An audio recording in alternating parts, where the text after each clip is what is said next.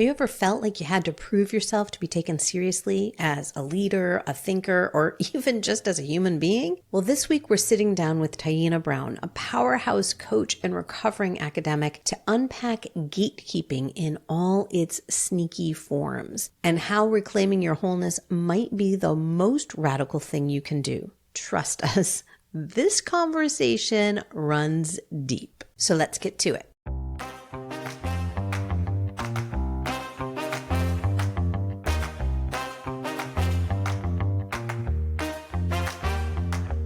Hi there. Welcome to the Empowered and Embodied Show. I'm Kim Romaine. And I'm Louise Neal. We're two transformational coaches who are also fellow travelers on the path of growth and self-discovery. And we're inviting you along for the ride. That's right. We're right here in the trenches with you, navigating the ups and downs of life. And each week we'll be sharing our own experiences, bringing you conversations with amazing guests, and exploring insights and strategies that have helped us find more clarity, confidence, and ease in our lives. And trust us, we do not have it all figured out. We're learning and growing right alongside you. So if you're ready to rise above the chaos, doubt, and confusion that sometimes life throws our way and step into a more empowered and embodied version of yourself, then you're in the right place. Let's get started.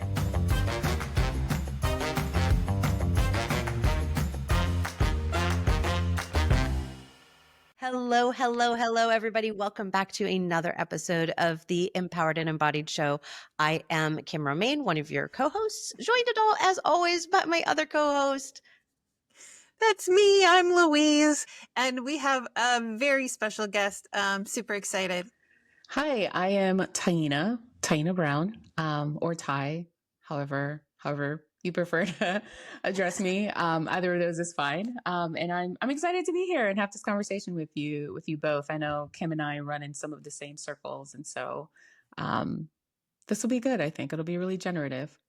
I'm so excited to have you here for this conversation. Oh my goodness. So I'm going to let the world know a little bit about you, and then we're just going to dive in. Cool. Okay. All right. So Taina Brown, all of the names, is a former feminist scholar, but still a feminist, but a former feminist scholar turned strategy whiz, trained in somatic CBT methods. As a personal and professional development coach of over 15 years, she helps leaders and their teams show up as their best values-aligned selves so they can do good work. She is also the co-host of the very fabulous Messy Liberation podcast, along with Becky Mollenkap. Ty, we are so glad to have you here again. Like, so glad. Cannot wait to dive into this conversation. Yeah, let's get into it. Excellent. So how do you get to become, just because I don't think everybody in the world would know this, how do you get to become a feminist scholar? And why? It's really easy. You just have to study feminism. Okay, cool. So I always feel weird calling myself that in any context, past, present, or future tense, because it does feel something that's really lofty, right? Like it feels like something that's reserved for a specific set of people. But part of feminist studies is the goal of not gatekeeping, of breaking down some of those barriers to accessibility. And so it's a way for me to, one, honor my undergraduate and graduate work in feminist studies and women's gender and sexuality studies, but also to remind myself that like there is no boundary between those who have so many letters behind their name and are, valued as being scholars, and those who still study and learn on their own, but for whatever reason, usually because they can't afford the education, right, to do that because it's so fucking expensive to go to grad school these days, don't have those letters behind their names. So it's a double kind of it has double meaning for me. But yeah, basically, if you study feminist works, if you study feminist theory, whether in the traditional sense in an academic setting or on your own, just because you enjoy reading it and because you yourself identify as a feminist, call yourself a feminist scholar, because that's all that work is. right? That's all that means, is that you study and you learn and you apply. Like, that's what scholarly work is. So Gatekeeping, man. I feel like that there's so much there. There's so much, and I'd actually love if you're up for it. Let's unpack this idea of gatekeeping just a little yeah, bit, because I feel like everything is being gatekept. yeah. I think in any industry, and I'm sure you both have seen this, throughout your experiences as well. In any industry that you're a part of, there's always like a sense of gatekeeping, right? Between those who have somehow passed the test and proven themselves worthy of being called or being allowed into like this inner circle, and those who don't. And I spent a lot of time in academia. Well, it felt like a lot of time. It probably wasn't, but that's a different story. But and as a grad student, especially, I think you see that delineation very clearly, between professors who have quote unquote paid their dues, right? And grad students who are expected to work for little to no financial compensation, whose ideas are often stolen and not, and work stolen, right? And not credited. And that's simply what I mean by stolen. It's work that the students have done that has not been credited to them, that their advisor, or quote unquote mentor has taken credit for, right? I had a friend who, or we're still friends, she's still alive, but who was in her PhD program for 11 years because her committee would just not move her forward because she was doing so much free labor, right? And it's like, that's a decade of your life where you could have been doing other things. Not that that's not a worthy cause, but like at some point, like, she should have been done. Like, it should not take you 11 years, right, to complete a PhD program if you're going the traditional route of doing full time and things like that, right? If you're doing something that's more part time, obviously the context matters, but in this case, the context was that her committee would not move her forward. They kept bringing her back and bringing her back to like redo something or resubmit something, and it was a really one that's not an uncommon experience, I think, in academia, and two, it just really like did numbers on her confidence, right? As a person who had worthy ideas to contribute to her field. And so it's disappointing. And I think as a coach and a facilitator, right, there's a lot of gatekeeping there as well. And I think that's one of the things that surprised me when I first got into coaching, because I was like, everyone's here to serve. We're all trying to do the good thing, right? Of help people. But then you get in there and you're just like, oh, it's the same as any other industry. Like, some people are still out for just their own good. And there's still a lot of toxicity and really harmful ideas that can get perpetuated. And gatekeeping is one of those things, right? Where it's like, it's a way to other people, I think, and to kind of like set yourself apart, which is really steeped in a lot of harmful and toxic ideology, white supremacy being one of them. Yeah, for sure. For sure. Yeah. And you're right. It's everywhere. Like, it's not just in academia. It's right. We see that in workplaces. We see, I talk to a lot of folks who are stuck in their role because they're doing really good. And so why move on? Why move up? Right. It is, it's heartbreaking to see, but it happens in all kinds of places. So what do we do about that? Yeah. I think in the workplace, and I've had clients who have been in that situation where they're like, I should have been promoted already and I haven't.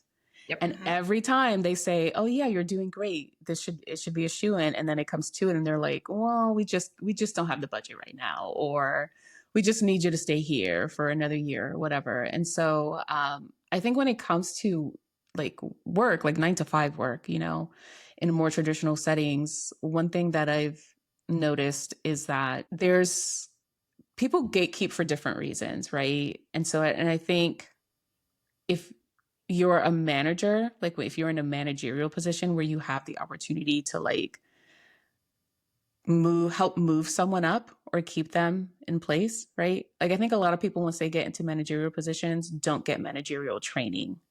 Mm-hmm. And there's a difference between being really good at your job and being really good at managing people, right? Those are like two Huge different skill difference. sets. Like a great executioner, like a great person who like executes on a strategy or a goal for work, a great technical expert does not a good manager make, right? Like that is something that needs to be trained into people.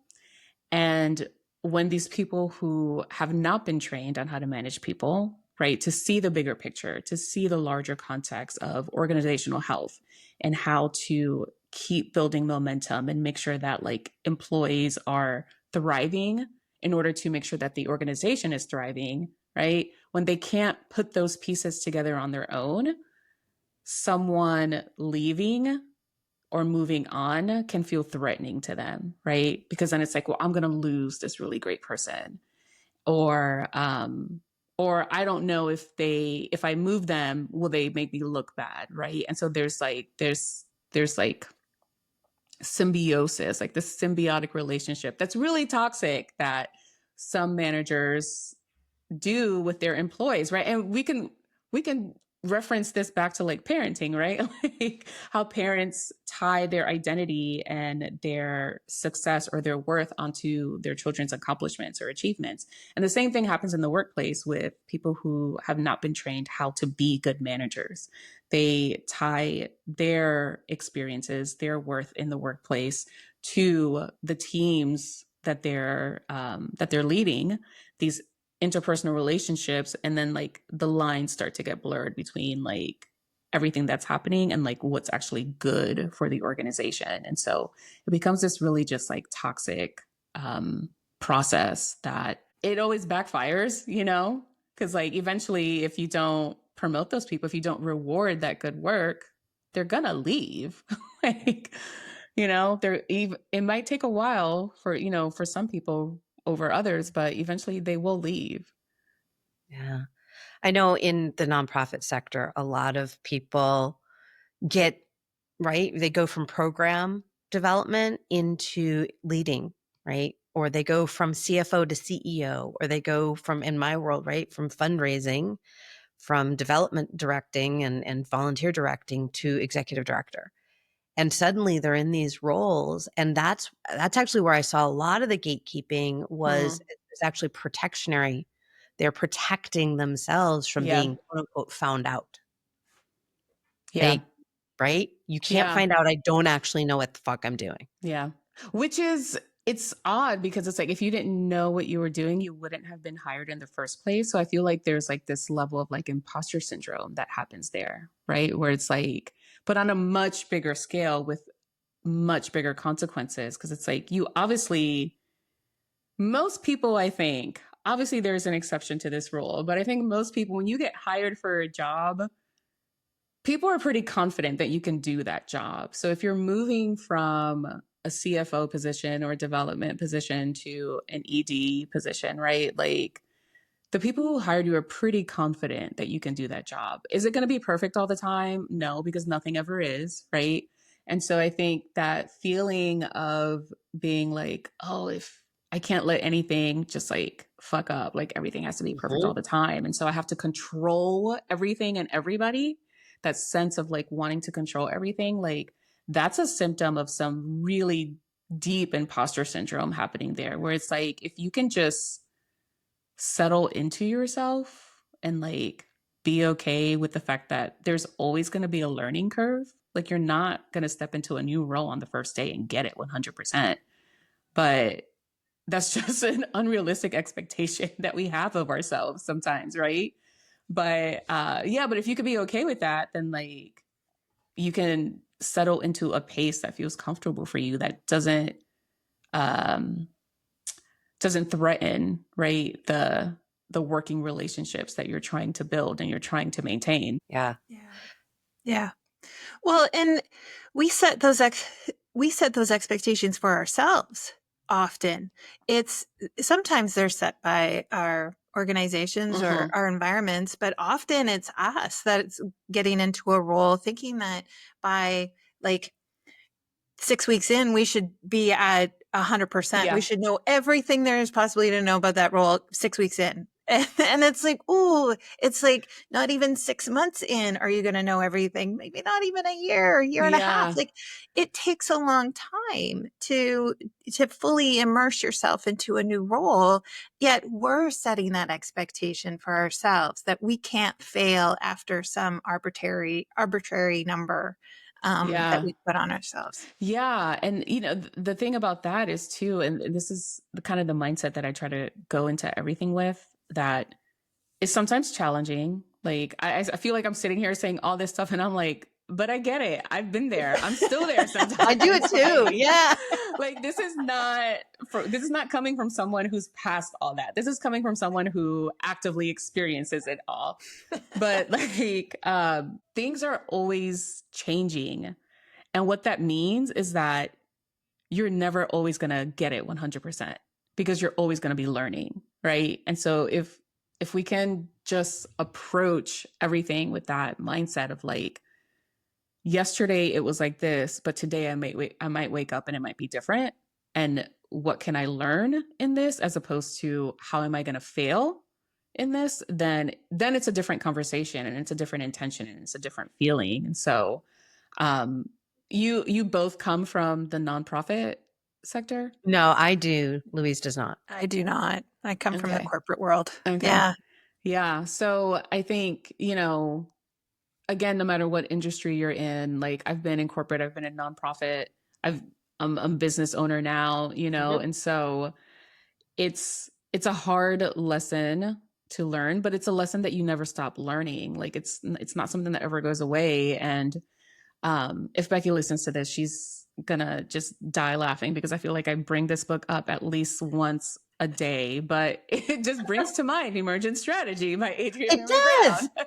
Right? This idea that like nothing is ever really a failure if we're learning from it, right? The things that we call failures are compost for future growth. And how do we reframe how we feel and approach failure in a way that helps us to grow and be better? And when it comes to work, like learning a new role, learning how to, whether it's like managing people or just managing yourself, like having that perspective of like, what, waking up and just being like, what can I learn today? Like, just what does the universe have to teach me today about this role in myself? And I, random story, it's related, I promise, but a few years ago when we were living in Atlanta, my wife was like, I want to take flamenco lessons.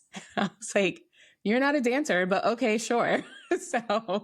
So we found a dance studio and she took flamenco lessons, and this is just like so on brand for her. Like she loves trying new things, and just like she'll try it and be like, you know what, I tried it, it's not for me, I'm moving on. Or she'll try it and be like, actually love this, and I'll keep doing it. And so this was one of those times she wanted to try something new. And at the end of like each like season, like, or class or whatever, the studio would have like a student showcase, right? And so we went, some of our friends went, and we saw her do her little flamenco dances. It was really cute. But the instructor, she said something that just really resonated with me, still to this day. And this was like, I don't know, 7 years ago, 6 or 7 years ago. And she said, children are able to pick up new skills because they're okay. Most of the time, they're okay with failure. Like they don't have these values or this morality that they attribute to failure. And so they just keep trying. But as adults, like we attach so much morality to things and so much meaning to things. And some of that is obviously based on experiences, right? If you grew up in a home where failure was not an option, and you were like punished or whatever for failure, like that can develop that kind of value for you. But she said, yeah, as adults, like we try something, and if we're immediately not good at it, we give up because we're like, oh, I'm not good at it, so it's not for me. And we forget that like everything has to be learned. Mhm. like nothing really comes to people naturally. You might have an aptitude for something, but you still have to learn how to do it. Right. And we forget that as adults. We forget to just kind of approach things with that level of curiosity. And I think that that is a really big way that we fail ourselves and our ability to evolve and grow as human beings, especially like in the workplace, especially in our relationships. We just assume that if we don't get it right the first time, then it's not meant to be, and that's not the case. Well, because we forget to play.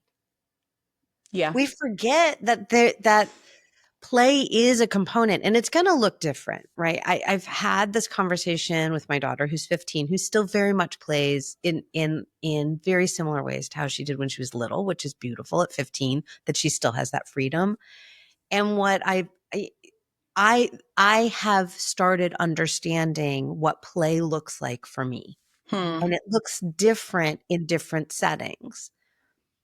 But there's always a way to bring play, Yeah. particularly when we are coming up against something that feels like imposter syndrome, right? When we start to get into this place of, but I don't know what I'm doing. So I have to now keep everybody out so they don't know that I'm just this person behind the curtain making the big Mm-hmm. head of Oz speak. Yeah. Right? And it's like, well, what if you are behind that curtain and Toto comes over and rips the Yeah. curtain and Yeah. everybody sees it? Then play. Give somebody a toy heart and a toy this and it like play. It's Yeah. okay. Yeah. And the more human that we are, it's the more we give permission to others to be human. 100%. And that's that, 100%. we were talking and when we were talking about emergent strategy before, that ripple effect. How do we ripple it out? Yeah. How does that affect those around us? Yeah. Yeah. Cause I feel like as we embody that sense of playfulness and curiosity, like it becomes a model for other people, right? Other people in our circles.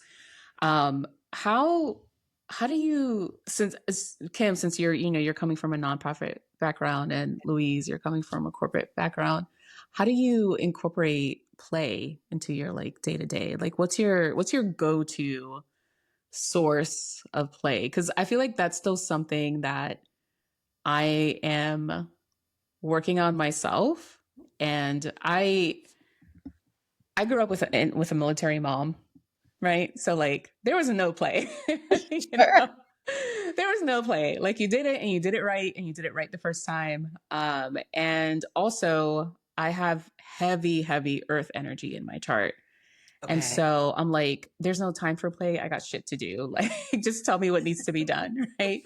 So I feel like that's still something that I am, even now in, it feels weird to say this, but middle age, like, like I'm figuring 55 out. and it's weird to say that. So It feels weird, right? I've been trying to yeah. convince my friends, yeah, we are middle age. And they're just like, don't say that. We are not. We're still in our 20s. And I'm like, okay, that was 20 years ago, but whatever. But yeah, how do you incorporate play day to day? Because I'm also just, yeah, like I said, I'm still figuring a lot of that out. I mean, therapy is incredibly helpful for getting there, and the somatic training that I did last year was really helpful, and also just helping me incorporate some embodiment practices for Mhm. myself and some playful practices. But it still sometimes feels awkward. It So does. like, Yeah. how do you Yeah. do Yeah. that? Well, I think so. And Louise, I totally want you jumping because I love you have all sorts of play with things to bring forward. I know. I wanted to say specifically, just answering what you just said in terms of the earth energy. So when you said that, Frozen, the movie Frozen, Mm. right? The trolls, the Hmm. trolls are these rocks. They are as Yeah. earthy as earth can be. And they are also super playful. Yeah. They're not playful maybe in the way we think of where, more air energy, where we see Hmm. fairies and unicorns and flying things, but earthbound energy can be very playful. It just feels and looks different. Hmm. I like that. I like that. I'm gonna have to sit with that and journal about it. I love that. Good. Thank you for that. You're welcome. And now Louise, take it away with all your play, because I know I'm so excited. Well, you're right. Is that it's a practice. Like we forget how to play. We get really busy with life, and somehow we feel like we have to be these adults when we become adults, and we don't know what that is. So all of a sudden, our lives are taken over by adulting, right? And we lose play. And so in my life, I actually a couple of years ago, I signed up to scare the shit out of myself. I signed up to do an improv class, and Wow. it was so scary. And I learned so much about myself in just a few short weeks. And I love it. I love it because it challenges me in ways that nothing else does. And it challenges this idea of like perfectionism and like, what's the next perfect thing to say? And it's like, guess what? There is no perfect thing to say. And as soon as you think there is, you're out of it. Like Yeah. you Yeah. missed it, and you get to use your body, and you get to like trust your instinct and just see what falls out of your mouth. And you don't have to be smart or witty or clever. You just have to show up, and it just works. And it is amazing to be in that space. But I've gone on play workshops with other women to say like, what is playing? Right? What does that look like? What does it feel like in our bodies when we play? Because I can actually do some chores now, and it feels like playing because I've got the music cranked and I'm singing my heart out, right? Like there's this stigma around like play is looks like a playground. It doesn't have to. Yeah. Play is how it makes you feel Oh, I love when you're that. doing something. Yeah. Well, and you also did the Lego coaching thing. I did some Oh, Lego what is coaching that? too. Like, talk Yeah, about play. learning. So I'm not a certified. So there's Lego play instructors out there in the Oh, world that wow. I didn't know bring that. Lego into organizations to help leaders kind of release from that idea of like there's this perfect thing or how do we put something together. But I've brought Lego into my coaching for people who are really stuck and they can't see a solution and they can't move forward. It's like take a 2-minute break, grab some Lego off of your desk and make something with it. And we know as soon as we stop thinking about something, all of the Yeah. answers fall into our heads, right? But that's the idea of play.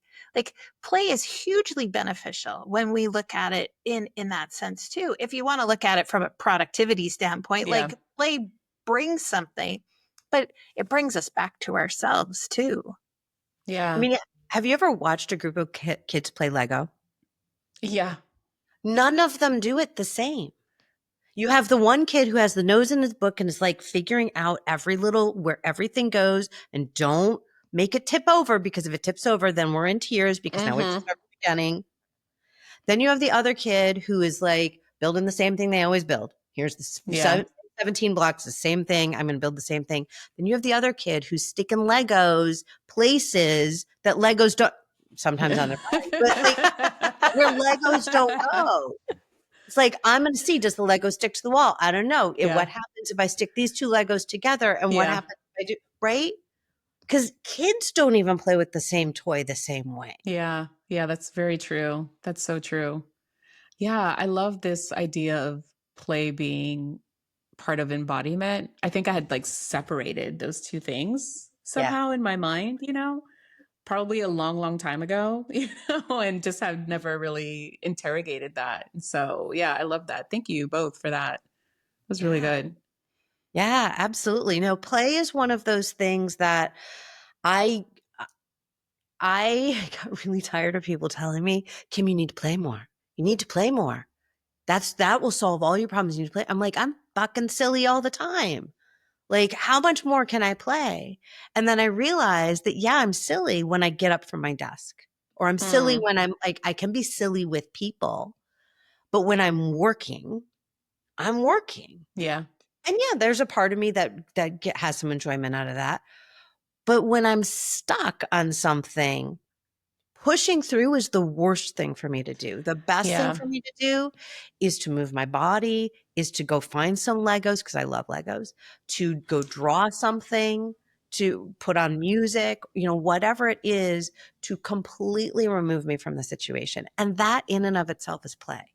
Yeah. Yeah. I love that. We were watching a documentary on PBS a few weeks ago about funk music. Mm-hmm. In the 70s, and they had a scientist on, like, I don't know if he was a neuroscientist or what's it called when you study ears? I don't know. Like how the ear Or like works. yeah. Yeah. I'm not going to say it right. So I'm not going Somebody to say like it. that. I don't know. He was some kind of like medical scientist expert or whatever. He was saying, like, with funk music, like the reason why it took off the way that it did, and it still continues to just like be this like just source of incredible joy, especially for Black people, right? Because he was talking about this in the context of like the Black liberation movement and the civil rights movement and things like that. He was saying that like there's uh there's a sort of like musical intonation with funk music. I think he was talking about like the drums, like the bass of it, and like the drums and the actual like bass guitars. Mhm. He said when those sounds like when you hear those Reverberate. sounds, yes, that. Thank you. When you hear those sounds in your ear, they trigger this part of your brain that like makes you want to dance. That's connected to movement. And then when that happens and you actually move, it releases this like rush of like dopamine and endorphins. And so funk music is so closely attributed to the Black liberation movement because it was a source of so much Black joy at that time when things were just like heating up and some things were really bad, And so the other day I was in my office and I was feeling stuck. And I was like, you know what? Like I'm gonna just put on some music that feels funky to me, and Mhm. just dance around the office. And I did that, and oh my God, I felt so much better after, so much You better afterwards. played. I did, yeah. So I was like, okay, this is I think my brain is like, I need to see some evidence that this works Mhm. before I can like engage in it. But it's almost like what came first, the chicken or the egg with me, Mhm. sometimes I'm just like, what do I need to be able to do it to get the evidence, but then I want the evidence before I do it, so anyway, Yeah. that's just a little sidebar about how my Well, brain but works. it sounds like there was some environmental component to that as well as how you're designed, right? We're all designed in different ways. And Yeah. so how you're designed may very well be that trial and error, may be I need to test it, but I need the information, right? So I don't know, in human design, you might be 1-3 would be my guess. If you want, because the investigation component and the 3 is the trial and error. And that people get hooked up on it all the time because it's like, no, but I need the evidence. I need to know. So I'm going to need to research this, but the research doesn't create the trial and error. It's Yeah. actually being an action that does Yeah. that. Yeah. Yeah. Yeah. I don't know what my human design is, but I can totally, yeah. Yeah. You just read me. So thanks. There you go. I mean, the idea, whether or not that's actually in your design or not, like to know that truth about you is to then say, how do I honor both parts of this? Yeah. Yeah. Yeah. Right? How do I honor my like earthiness? How do I honor my desire to get shit done and honor that I also want to move my body? It's honoring the totality of yourself. So Yeah. like going back to that idea of gatekeeping, not letting one part of ourselves gatekeep the other. Oh, yes. Yes. Yeah. That's so good because I think, especially at work, we compartmentalize ourselves so much. Yeah. And we feel like, okay, who I am at work has to be different from who I am in my relationships versus who I am at home versus who I am with my family. Right. And one thing that I'm just like constantly telling my clients is like, you are one person. You are not fractured across, like, this isn't Harry Potter. You're not Horcruxes across the world, right? Right. Like, you are one person and you have one brain, one nervous system. And so what you experience at home or at work or in different contexts of your life, like, that shows up with you wherever you go. Like, you may try to push it down and you may be successful in pushing it down to a certain degree, but it's gonna pop off eventually because you take that shit with you wherever you go, you know? And so understanding that, like, understanding how to like find that sense of groundedness and regulation across those experiences, I think is so important, especially when we're going into a working environment, because there's so much ambiguity in working environments. And what I know about the brain on ambiguity is that it's not good, right? It creates stress and it leads to bad decision making, right? So if you can find a way to manage your nervous system in that way to help mitigate that ambiguity, then you will be able to do better work and you'll be able to feel more like yourself as opposed to feeling like stifled or like you can't really be who you are at work and just kind of have to like hide different parts of yourself. I just want to say that that is a thinking person's bumper sticker. Mitigate the ambiguity. It's been my catchphrase for the past couple of years. Mitigate the ambiguity as much as you can. As much as you can. So much of the world is ambiguous right now. Yes. Oh my gosh. So I'm curious, how does somatics fit into this? Yeah. Like, how does that work? Here you are, very heady, you're very logical, very thinking, and yet you're trained in somatics. Yeah. So I decided to pursue a training in somatics for two reasons. One was I felt like it would be able to enhance the work that I do with my clients. And so I'll get into the reason for that in a second. And then the second reason why I wanted to do a training in somatics was for myself. So like last year, a little over a year ago, I ended up getting hospitalized for over a month. And it was a really just traumatic experience. I'm still in recovery from from the entirety of that. And it was such an out of body experience, like being in the hospital for so long and like having all this stuff happening in your body at like one time and not having the emotional or mental bandwidth to like process everything. And so when I was released, I just felt really detached. Like I was like, I don't know how to be in my body anymore. And so, and even before I was hospitalized, like I have fibromyalgia. And so this whole concept of like body positivity and trusting your body has always been weird to me because I'm like, I feel like I can't trust my body because I don't know what it's going to wake up like tomorrow, you know? So, and then with the whole hospital experience, it just kind of exacerbated that to like a million degrees.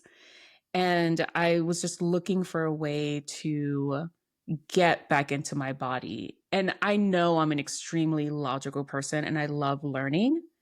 And so I was like, I felt like I didn't have the emotional bandwidth to do the work in like therapy or to do that kind of work like on my own through like journaling or something like that. And I was like, I need like a backdoor way to do this. And when I came across this somatic CBT training, I was like, this might be a backdoor way for me to kind of tap into that. And then it's something that I like to talk with my clients about too. It's like, if you can't directly do something, try to find a backdoor way, right? That's going to be a little bit of an easier lift. That's not going to require as much emotional bandwidth on your end, but that's going to help you build some of that momentum and get to the same result. Maybe a little bit longer, but you'll get there. And so I did the training last year, and it was really, really, really good. And it really helped me to just kind of, and how it felt. I think I was so numb from the experience. And I was so afraid to like not be numb because it was such a harrowing experience, being in the hospital for so long. And it really helped to heal a part of me. And so the way that I incorporate that in my work now is like, So I'm on the tail end of what I'm calling like a professional development tour that I'm doing for an organization. And so it was through a one-on-one client that I was working with. She wanted me to, come in and do some professional development for her staff. And we came up with this idea of making like a series of workshops that like expound on each other. So we started with emotional intelligence, and we've gone through different topics.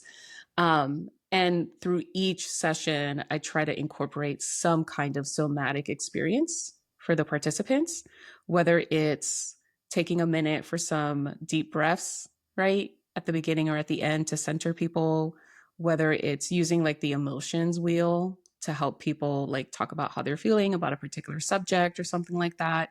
Or whether it's just knowledge sharing, right? Helping them understand when you're stressed out, this is what's happening in your brain, this is what's happening in your body.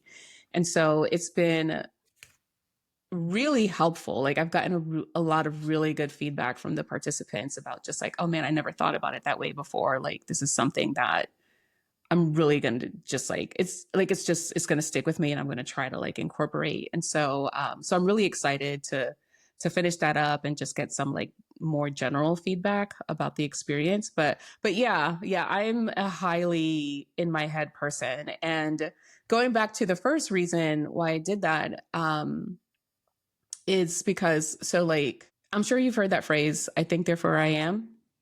Mhm. Yeah. So that, not to get too heady here or too academic, but that comes from Descartes, Rene Descartes. He was a philosopher, a French philosopher, I think in like the 16 or 1700s.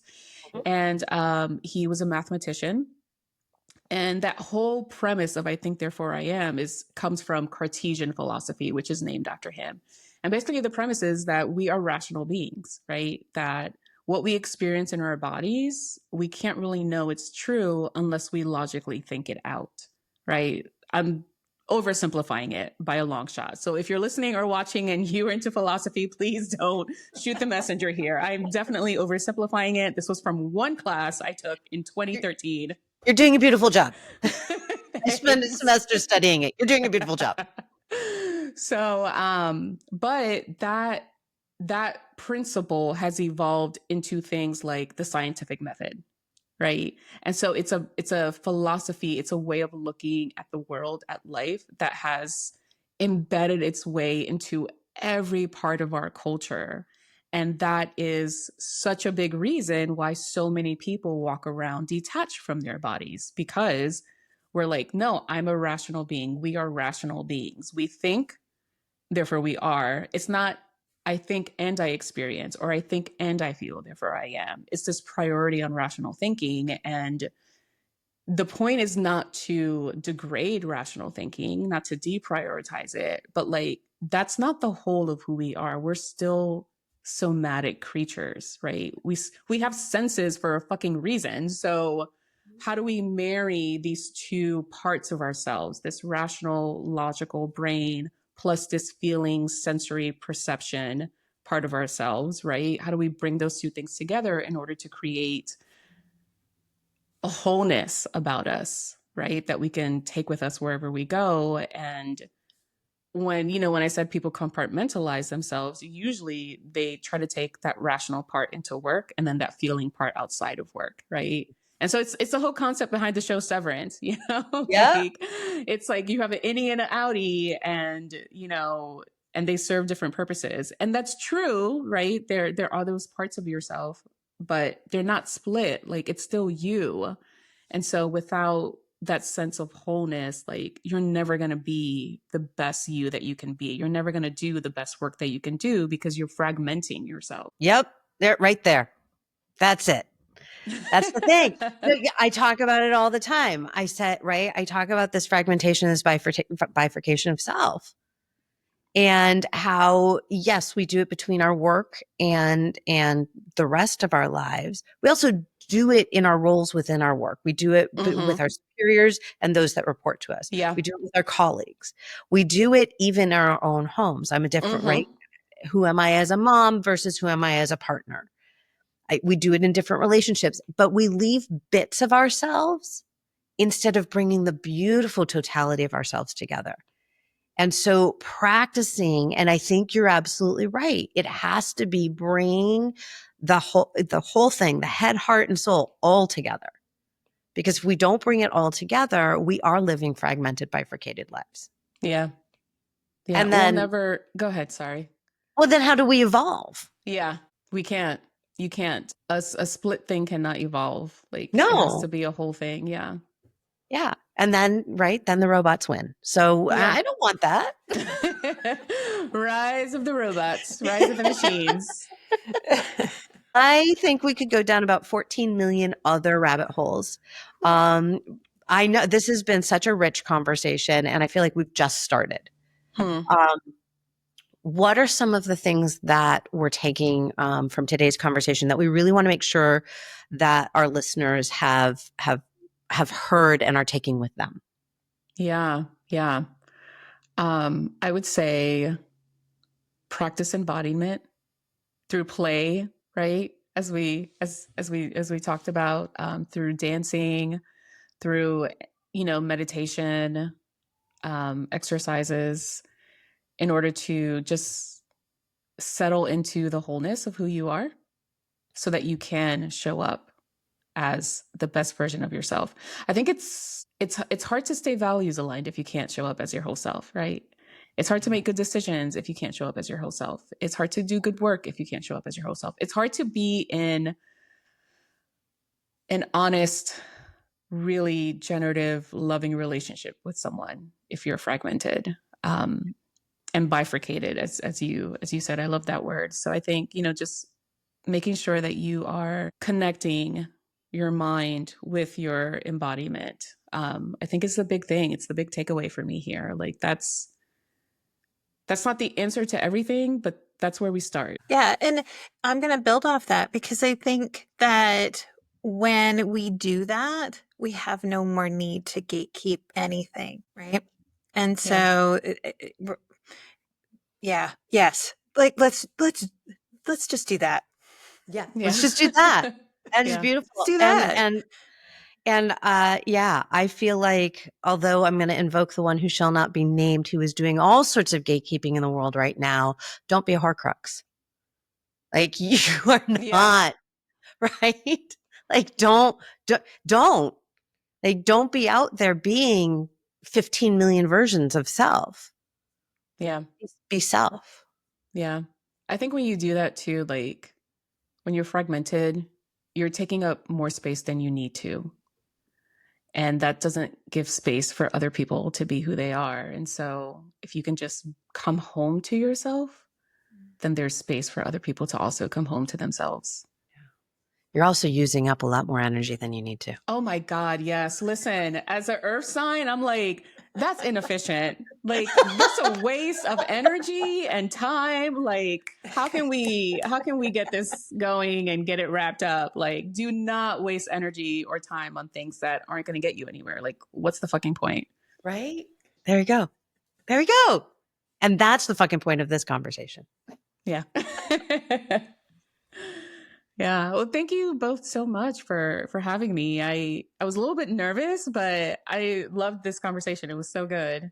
Oh, I'm glad. I'm glad that you came and were part of it, even though you felt nervous. I hope it wasn't anything we said or did that made you feel nervous. No, it's just me. It's just me. Okay. That's okay. Just get into the body and soothe. Yes. Yes. Exactly. Well, and we don't provide much direction because it's like, come have a conversation. There's no questions. There's no structure. Just pull up a chair. And it's like, what? What are we doing? Yeah. Where are the rules? The rules are out the window. The rules are out the window and Louise and I have been unpacking this a lot lately. The rules are out the window because we want to make sure people are having conversations like this. So we're setting the example. Yeah. Thank you for having this space and for doing that. Like that's not always easy to do, to be the one to be like, we're going to do it differently. So I appreciate you both. Yeah. Our pleasure. Our pleasure. And listeners, thank you for listening in and being a part of the conversation. And we hope that you continue to have conversations like this in your spaces as well. Absolutely. Ty, where can folks find you? Yeah. So I am, I'm online in various places. So my website is theoryofchange.org, because the name of the business that my wife and I run is Theory of Change. And so you can go there to find more about the work that we do. You can also connect with me on LinkedIn, TikTok, or Instagram. And on all three of those platforms, it's my first name, middle initial, last name. So Taina, Taina, like that Nickelodeon show that was only around for one season. And then my middle name is Marie. So it's Taina M. Brown, like the color, at either LinkedIn, TikTok, or Instagram. I will tell you right now, most of my social media is centered around fan fiction, because I'm in my fan fiction rabbit hole right now. But I get on there sometimes and talk about other things too. Cool. I'm gonna have to check that out. Good stuff. Beautiful, beautiful. Well, thank you again for being here. We're so glad, and we'll include all the places to connect with you in the show notes. Thank you. Yeah. Thanks, everyone. Take care. And that's all for this week's episode of the Empowered and Embodied Show. We hope today's episode has sparked something within you. Remember, we're all on this journey together. If something did resonate with you today, why not share it with a friend who might need to hear it too? You can find us everywhere you listen to podcasts. Don't forget to subscribe so you never miss an episode. And if you're feeling generous, leave a review. Your feedback not only helps others find the show, but also helps us understand what's most valuable to you. Until next time, be kind to yourself, stay curious, and remember, we're walking right alongside you. Thanks for being part of our community.